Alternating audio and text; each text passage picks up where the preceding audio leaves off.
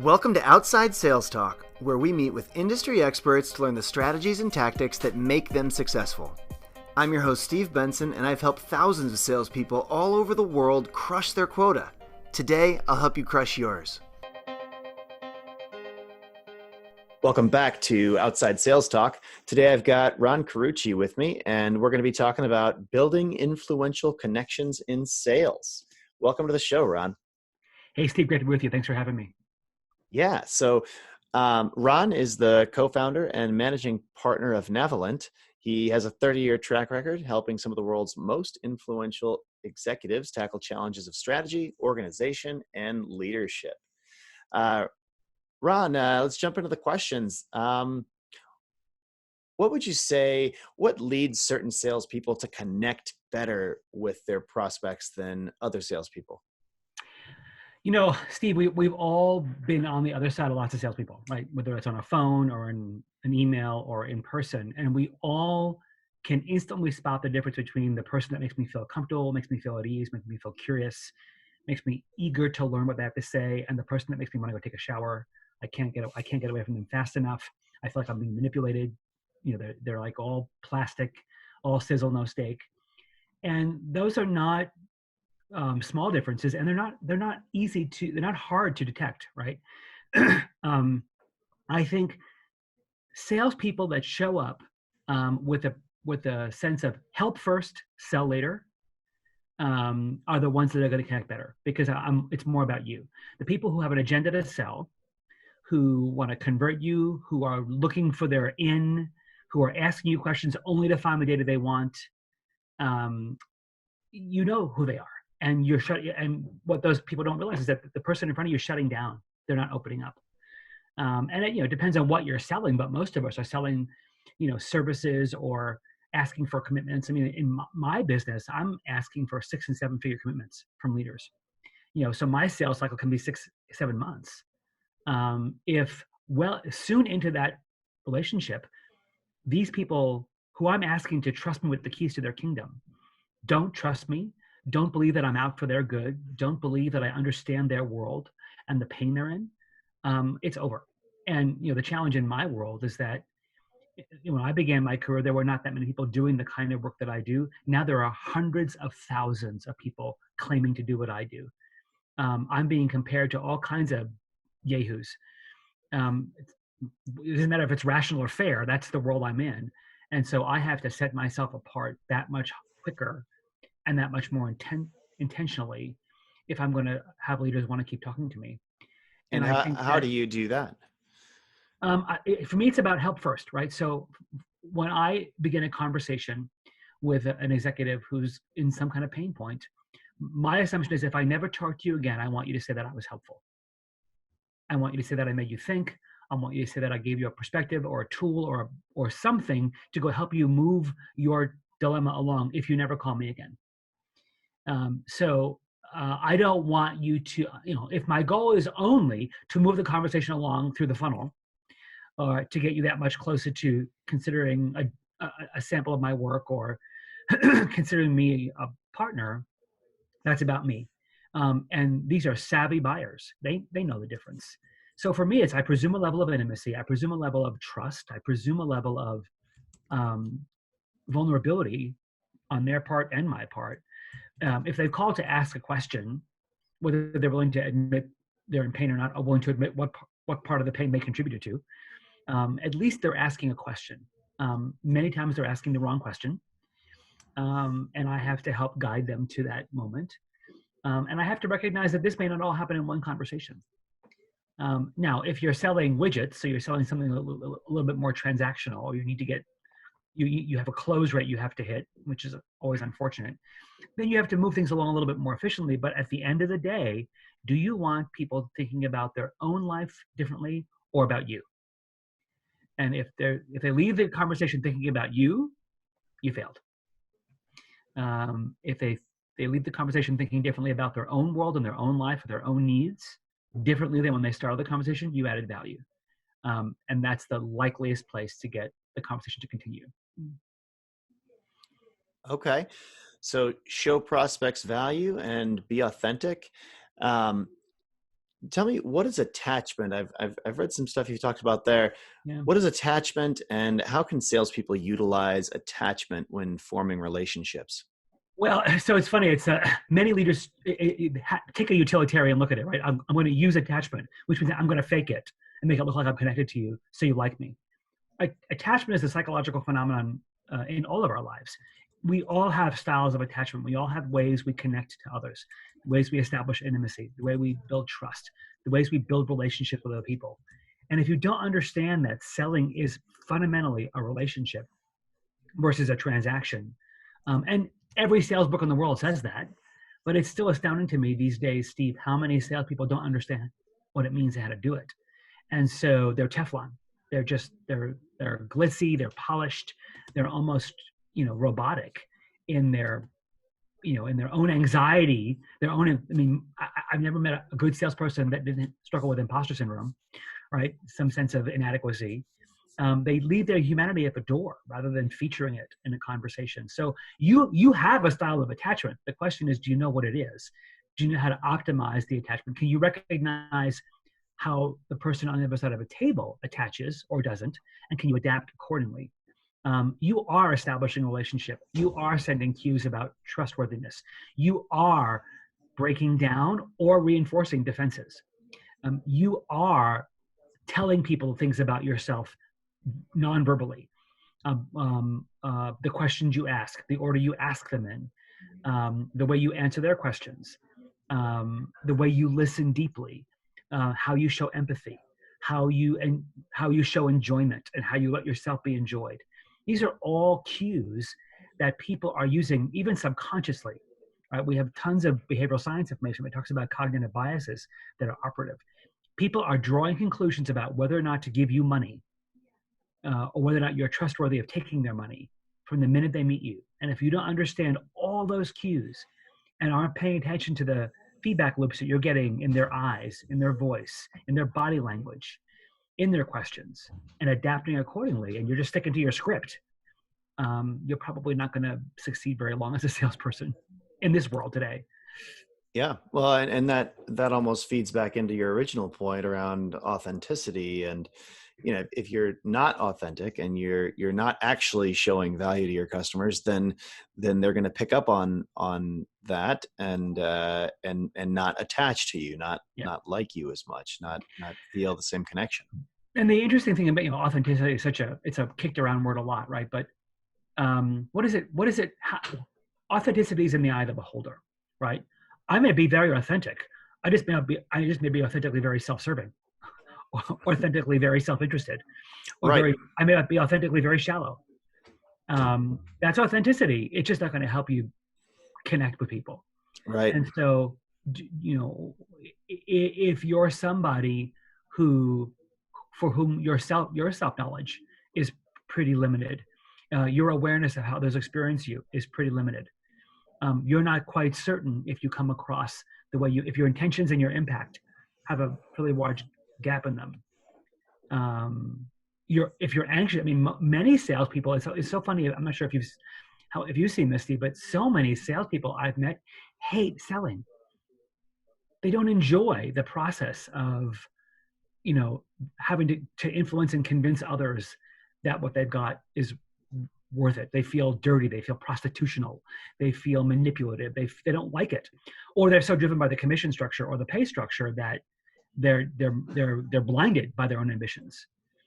But if you don't enjoy that what you're bringing to the market to customers or clients is helpful to them in some way, and you don't enjoy the fact that genuinely you believe that what you're offering is good for other people, in some way, in some form, then you're likely just going to be a schlocky salesperson that probably doesn't do very well.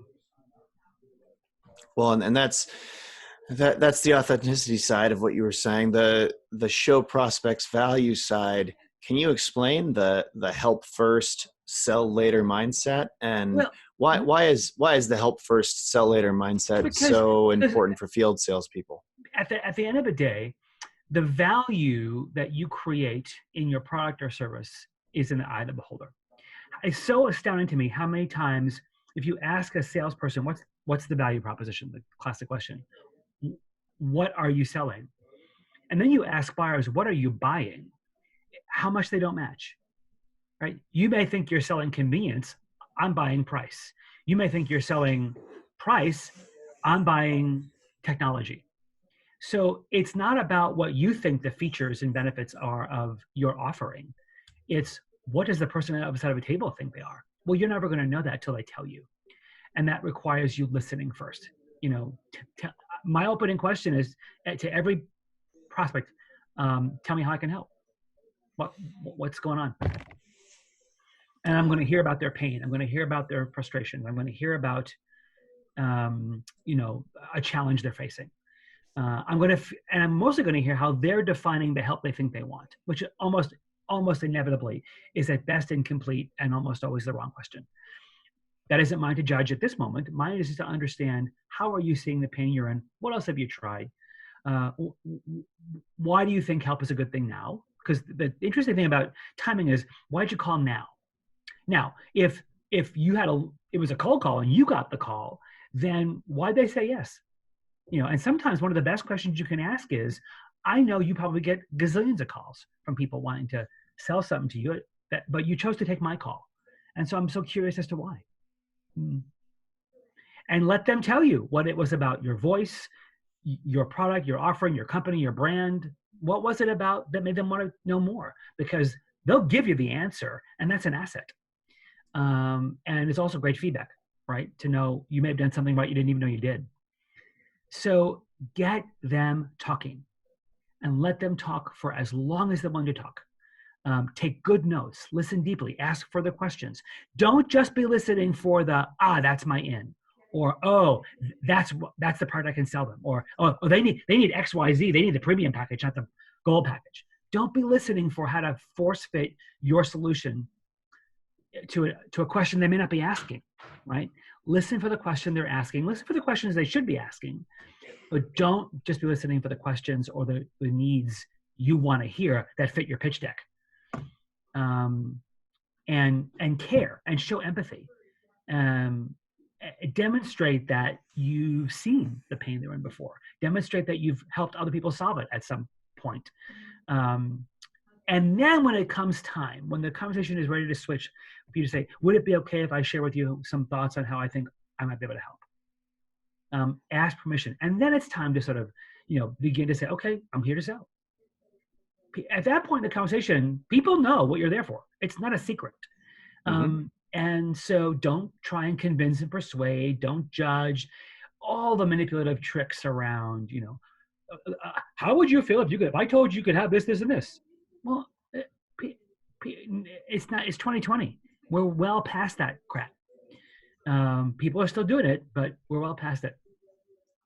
So, talk about demonstrate that you heard, everything in the first 10, 20, or 30 minutes of the conversation. Demonstrate you listened.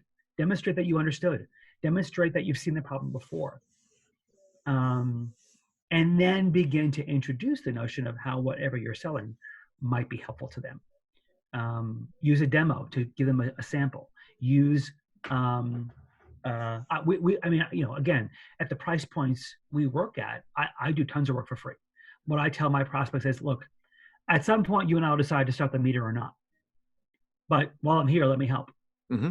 And I may go back for several conversations. We have one client now, well over 7-figure client for many, many years. The woman who owns that relationship worked for free for 4 years.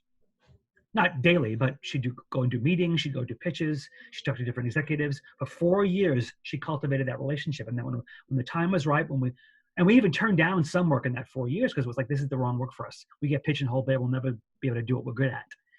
And when the time was right, the meter started running. Every product and service may not fit that kind of a model. You can't be that patient if your living is dependent on a quota or a commission. But the point is, if they know you care, you are your product, you are your service. Even if you're passing it off to an implementer or somebody else, if you're just the cultivator or the rainmaker, and then it's some kind of a bait and switch where you're going to pass it off to somebody else, you are the face of the offering. and the trust that you build with them will be the trust they have in the product or service. And so, however long that takes to build, it takes to build. Mm. So tell me, why is it important for field salespeople to open themselves up in order to build these great relationships with prospects? So the you used the word before, authenticity. I think that our humanity is our greatest asset. That we are imperfect humans. That we have foibles. That we have kids at home sick. That we have cars that break down. That we have our own anxieties and challenges. That we're humans, right? And I'm asking the person in front of me to trust me with a pain point, something that's not working, something that's maybe they never admitted to anybody that is a struggle in their organization or their department or their team or their family. How can I ask that of them if I'm not willing to let them understand that listen, there's parts of my life that suck too. Now, you don't want to one up them. You don't want to compete with them. You don't want to, breach boundaries and share things that we don't want to hear about. But if I can show empathy, true empathy, by letting you know, gosh, I was there. I understand. If I'm selling a weight loss drug and I've never struggled with weight, or I'm overweight, I have a credibility gap, right?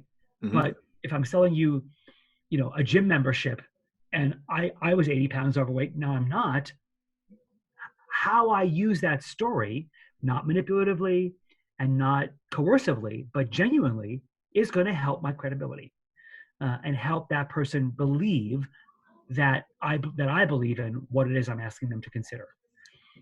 But do you have an example of how salespeople can open up to a prospect that's more universally work? I mean, I totally get like the gym membership example, but let's just say it's more of a traditional business situation. Sure. Well, but even in a business situation, right? Somebody's job's at risk. Somebody's performance is at risk. There's been a catastrophe. There's been a problem. Somewhere the person is up against the rails, or they're facing a risk. Mm-hmm. They're not going to tell you, well, I'm worried about losing my job, or my boss is going to be all over me if this fails, or I need help because. But you can read between the lines, and you can tell a story of last year I was blah blah blah, and I was really anxious about. I can imagine how much stress that must be for you. You can make connection points to the pain you're hearing about through experiences you've had, where you've felt disproportionate levels of risk in a choice, where choosing a partner or provider felt like a make or break success factor. You can say, look, you're talking to more people than me. I get that. One of the things that I do a lot in my business, I've been in the consulting business for 35 years. I know what great consulting looks like. I know what crappy looks like. I have written on more times than not, look, I'm not the cheapest thing on the planet. So maybe my price points don't fit your budget. But as you consider partners to help you solve this problem, please consider these factors. Judge us against, and I say, here's the criteria you should be looking for. Any partner you interview, be looking for these factors. I'm not perfect at all of them, but if somebody doesn't come with these things, please don't hire them, because I can tell you confidently they won't help you solve your problem. My prospects love that I'm going to walk away Mm-hmm. to help make them successful. And so how you use your own experience base, they're making a decision, right? Now, if you can switch from them making a decision about you to making a decision about how to best solve a problem or meet a need in their company, now you're on the same side of the table with them, mm-hmm. right? Versus a cross table. The minute they feel that, you now have a competitive advantage, because now they feel like, oh, this is an ally. Yeah, it builds a ton of trust, and frankly, and it gets back to what you were talking earlier about showing the prospects value. A form of value can be helping them consider your competitors. I actually, I think it's actually important to help your customers think through how they want to purchase your product, and help them understand your competitors, help them really get what's best for them, because those are going to be the most profitable customers anyway. And Absolutely. I've always believed that if there's a better if there's a better solution for someone, if someone is asking me for something, I don't try to fit a square peg in a round hole. I think it's a bad idea. I think it's better to say, hey, you know what I think you're really looking for is this type of system. Yep. Here are, I know the space pretty well. Here are the free players. Here are some of the advantages and disadvantages. And, sure, you're not going to get the business, but maybe you will a year later Yep. when the priority is the stuff that you actually focus on. And then come back and say, would you like me to make the introduction for you? Like a Sure. really closed loop for them, right? Hmm. I think it's all of that equity you build up in a network of people who trust you to be a go-to solution provider, even if this isn't the moment. Hmm. One of the questions that is such a profoundly important question to ascertain in the transaction is what is at risk for the buyer. What goes right for you if this goes well? What goes wrong for you if it doesn't go well? Now, really, the power in that question is when you ask it. You ask it too soon in the relationship, you look manipulative and like a car salesman. You ask it at the appropriate time when you've earned your right to ask it. You then get to say, "Here's how I can. Here's how I think I can help it go well for you." Hmm. Um, and by the way, here's your part. One of the things that salespeople are so reticent to do is when there's across the table for them is clearly the person who's the buyer is a big part of the problem, and no one's talking about that. If you're not willing to have the courage to call the question on the moose to say, gosh, I don't know if you talk to other people in your company the way you're talking to me, but you could put in a whole new management system here, but my guess is that people are still going to be afraid of you. Have you had that feedback before? If you're not willing to sort of be a peer to them, if you show so much deference to them that that their own behavior is part of the challenge that no one's told them before, Hmm. have the kindness to tell them the truth. They may fire you, but at least hold up a mirror that no one else has held up to them. I have to do that all the time in my work because often executives, CEOs, business unit presidents, chief sales officers, chief marketing officers call me, and they will have located the problem outside themselves, and that may be partially true, or it's the culture, or it's the structure, or it's the process. And I'm looking around going, I think part of it could be you. Um, and let's talk about that. If one of the questions I love to ask my prospects is, if I go and ask everybody in the organization what it was like to work for you, who reports to you, what would they tell me? What would I hear? And if I hear the words, well, I would hope you would hear, like, yeah, didn't ask what you'd hope for. What would I actually hear? It forces them. And I said, you know what? Don't make something up. If you don't know what I would hear for sure, that's disconcerting because you need to know. Because you are being talked about at dinner tables every night in homes of people. If you don't know what stories they're telling about you, that's a problem because that's a narrative you should be influencing. So, those are the kinds of ways you join them on their side of the table as an ally, as a person who cares as much about the problem they're trying to solve as anything, not how do I get to the close. Hmm. Now, I think all salespeople should approach their customers as equals and as consultants. And I think that if you are showing too much deference or coming from too I guess a level lower than them, if it feels like that, then it's really hard for them to take the things you say seriously, and I think yeah, it's really hard for them to respect you, and it's really hard to get them to open up to you in the way that you're talking about. yeah, What would you say are some key strategies that salespeople can use to invite their customers to open up to them? Are there specific tips that you have that salespeople can use that would make customers or their prospects make more comfortable sharing sure. more about themselves and being more open? Ask for stories. So don't ask for. So tell me what's bothering you. Tell me about a year ago when this first began. Tell me a story about when you first started Peer. Tell me a story when it went great. Tell me a story of your one drive home at night where you were consumed in anxiety over this. What was it like? But when they can tell you in narrative story, they'll give you lots of data in the story, but ask for the story. Don't ask for the analysis, because sometimes that will make people feel more vulnerable. Telling a story is much easier. The second one is practice. It is astounding to me, Steve, I loved your reflection of be a peer and be equal. And you would think in 2020, in any sales curriculum, we would be seeing that content, and maybe many we are, but it's astounding to me how many salespeople don't do it. Now, in some cases, it's because they're 26, Hmm. right? And the buyer's 42. So we're not going to close that gap. So then you have 26-year-olds trying to pretend to be something they're not.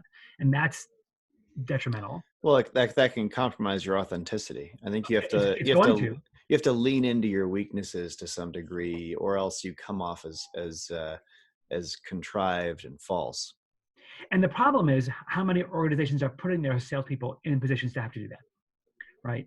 And so Mm. you may have systemic factors. This may not be a function of an individual's capacity or experience level. It may be a system. I mean, we all know about compensation structures that incent all horrible behaviors from salespeople. We know that sales incentives, sales training, sales wiring in general, particularly type A driven people who are ambitious and want to close. So you have all kinds of systemic factors surrounding the individual, and they lose themselves, right? So their own sense of values, their own sense of, you have in your life a theology of relationship. But if you've never articulated it before and said these are the relational theologies I will never violate. This when I leave every prospective conversation, these are the 5 things that I absolutely have to have people conclude about me. If you've never articulated that stuff, even at 26, you're going to make it up as you go. And every prospective conversation, every transaction you go through will be like wallpaper in a house, layering on the next level of answers to the point at which you're a chameleon, to the point at which you're so inauthentic, you're trying to accommodate anything in front of you. You won't know who you are. You'll have lost a sense of your own values and principles. And that's the point at which you're probably going to step into a catastrophe. You're going to say or do something really desperate or dumb. Pressures, quotas, mortgage payments, car payments, the wedding, are Hmm. all going to mount up. And suddenly you have no sales moral compass by which to navigate, and you're going to make some really unfortunate choices. For sure. I mean, we've all been there, right? Yep. Well, conversely, how can what would you say the strategy is to get the customer to open up? Do you have any tips there? Well, so ask for the story, Hmm. um, ask for the pain point, ask for. Um, Whenever I walk into, if I'm in an office, if I'm actually with, um, somebody live, I'm going to go right for the picture of the family. Mm. Is that your daughter? How old is she? I'm a parent. I'm going to find that. I'm going to find common ground. And I know someone who went to that school. Oh, you play baseball. How long have you been playing? I'm going to find some aspect of their life that's of interest to them. That's not this work. And I'm going to be genuinely fascinated by it. I'm going to ask questions. I'm not going to say, oh, I do that too, and try and talk about me, which many salespeople think is empathy. It's not. It's obnoxious. But I'm going to find, so I was going to ask you, are you in San Francisco? Oh, you from there? I would have talked about that town. I have a partner there. I have clients there. So I would find some point of connection outside of the work transaction and get them talking about themselves, because everybody's favorite topic to talk about is themselves. Hmm. What do you love about your job? Why'd you choose this job? Why this company? What do you love about it? What frustrates you about it? There's lots of ways to get them talking about themselves. Learn about their story, because you are now a character in their story. You just need to know that you want to be the protagonist, not the antagonist. And and the goal is for them to be the hero in their own story. Um, your job is to help make that happen in some form. Figure out your role in helping them be the hero in their own story. But first, you have to learn the story. So get them talking about their life, draw them out with questions that you generally want to know about. I like that. So be fascinated and be curious about your prospect and learn their story. And, and fascination becomes a problem when it becomes idolatrous. When it When it's becomes what? idolatrous, right? So when fascination becomes, What does that mean? when it Idolat becomes, oh my gosh, really? Oh, that's so idolatrous? awesome. And it's just, Oh, okay. Adulation, idolatrous. I've never heard that. That's good. so that you're making them an idol, right? You're working hard to establish equality, then you're putting them on a pedestal. Okay. Okay. Um, So you have to stay an equal. admiration is good. Hmm. Idolatry is not. But your fascination has to be genuine. Idolatry. That's my word for the day. Idolatry. Okay. Um, so how can field salespeople offer delight to their customers or prospects without risking sounding fake or idolatrous? I mean, um, be complimentary. Learn from your clients, right? So they're going to tell you stories of their own wisdom. Take notes. Go, wow, I'm going to think about that. Let them teach you something. Oh, Um, that's a great. I've never heard that before. That's a great take. Let them teach you something. well, so here's the thing: they're going to teach you something. Will you be smart enough to learn it, Hmm. and then thank them for it? Um, Let them enjoy them, laugh with them, like find things to laugh about.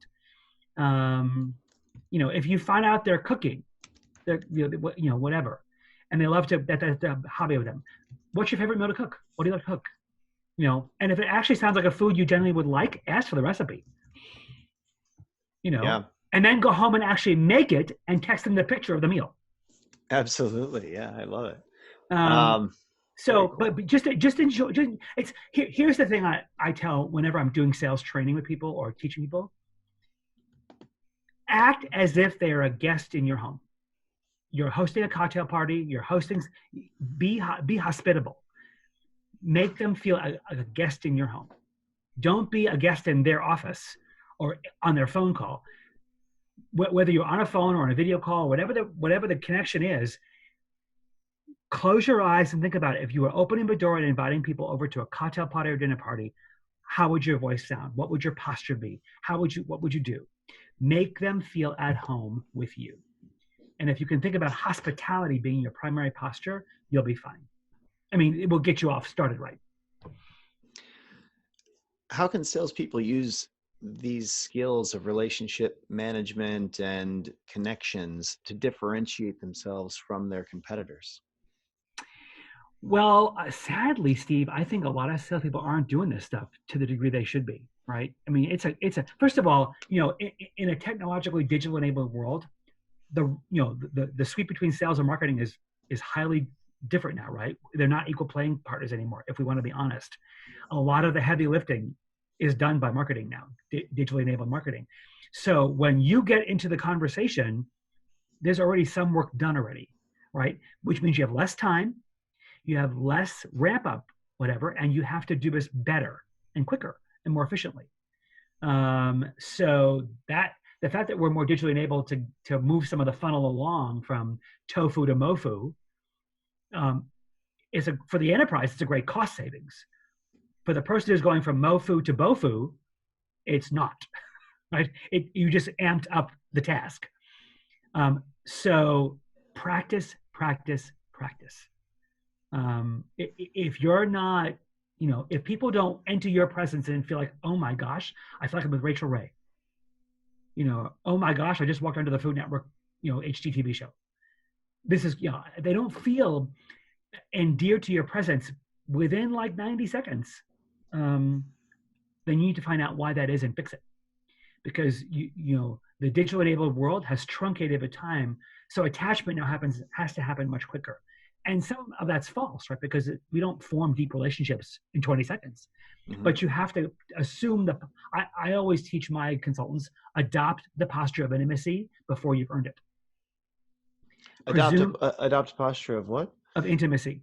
Intimacy. Okay. Presume intimacy that you then earn your way into, because the time it would normally take to build the level of intimacy you need, we don't have it anymore. And how does one presume intimacy? How do you do that?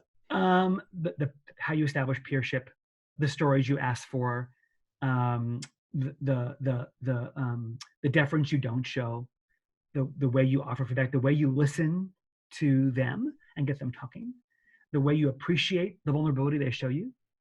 Um, when someone tells you a really hard story about, that got them into the trouble they're asking you for help on, and you don't say, wow, that must have been really hard, thanks for sharing that with me, I appreciate that, and honor the trust, you just blew an opportunity, right?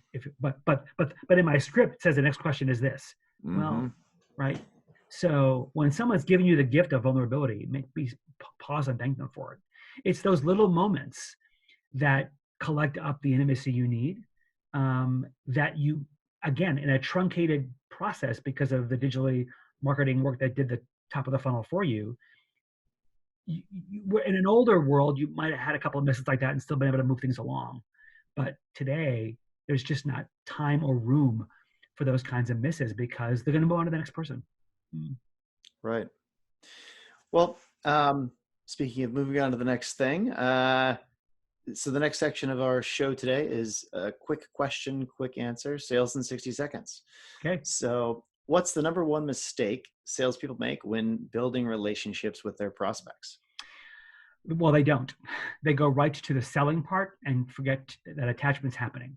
And so they treat everybody the same and equally, and don't pay attention to the cues they're getting. What skills and qualities make a great connector?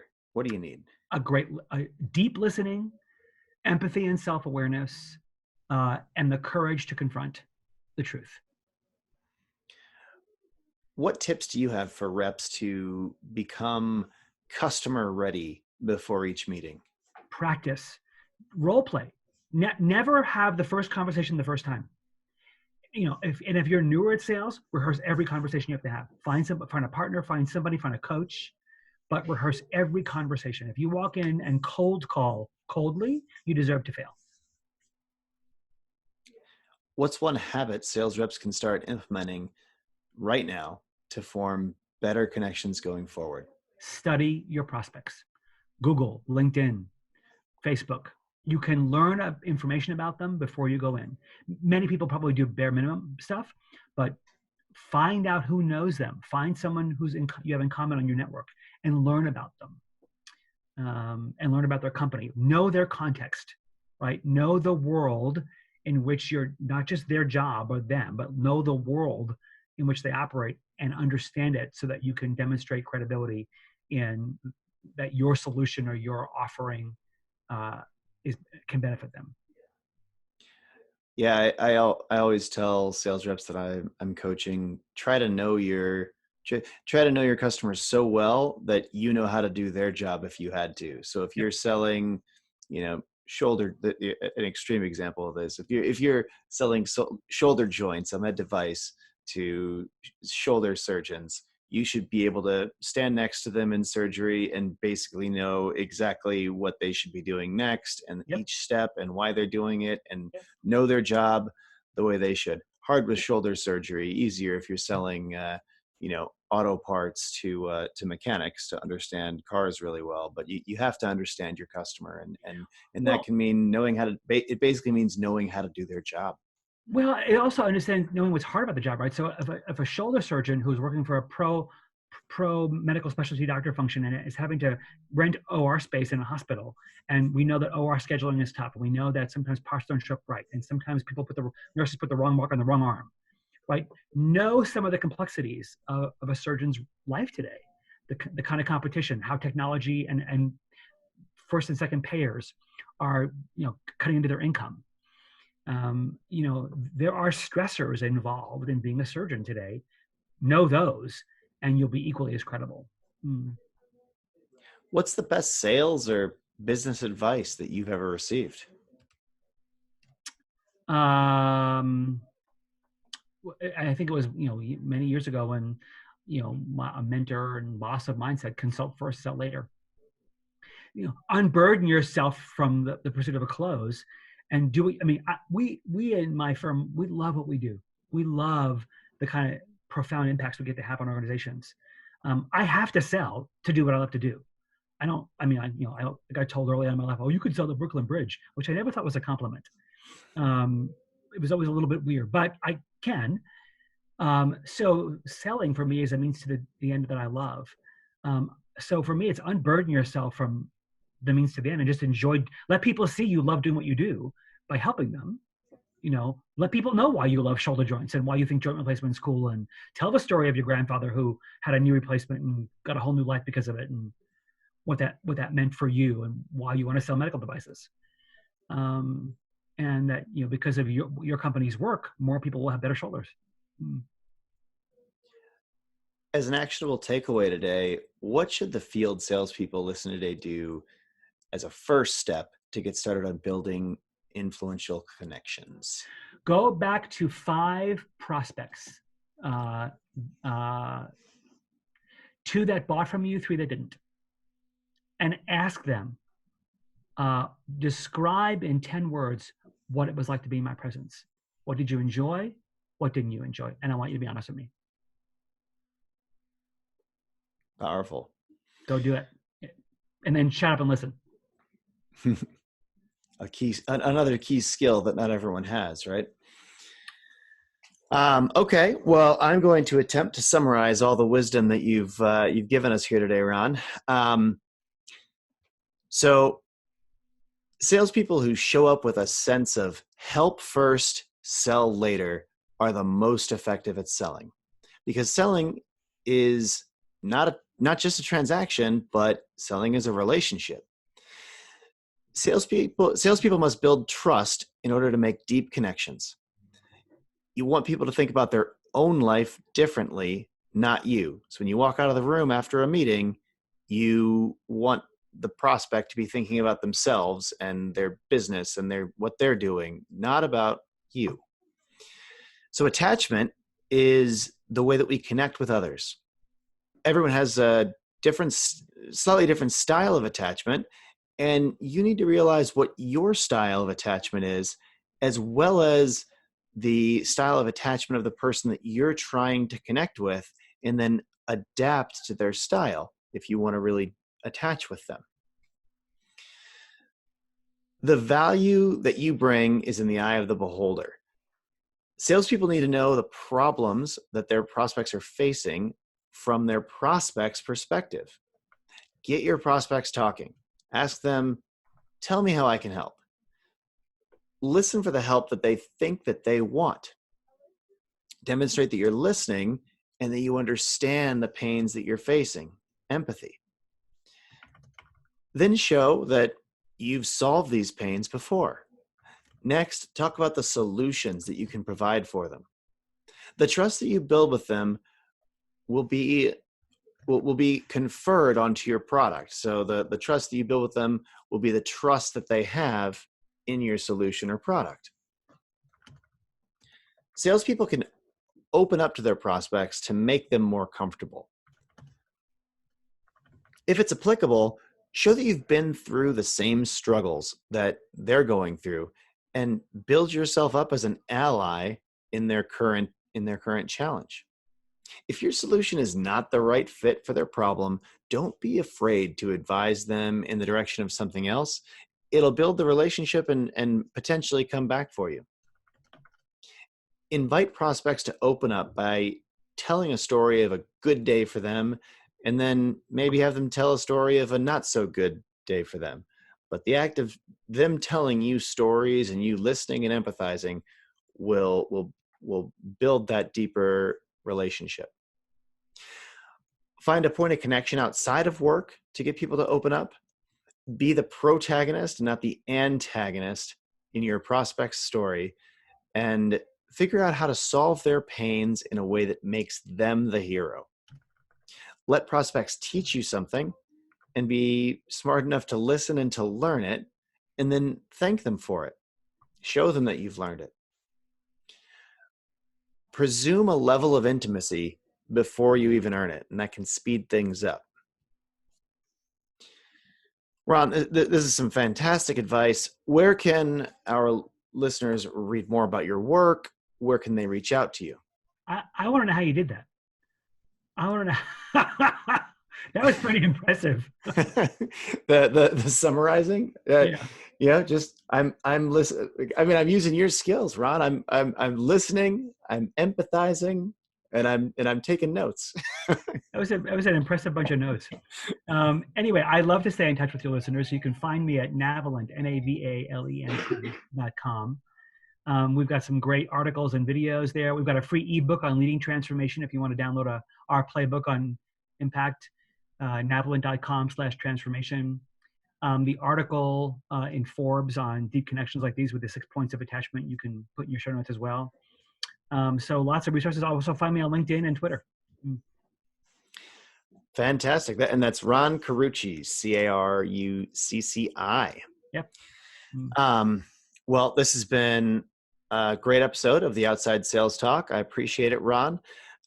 If any of our listeners can think of other sales reps that would benefit from learning the skills Ron's talked about today, share the love and forward this episode on to them.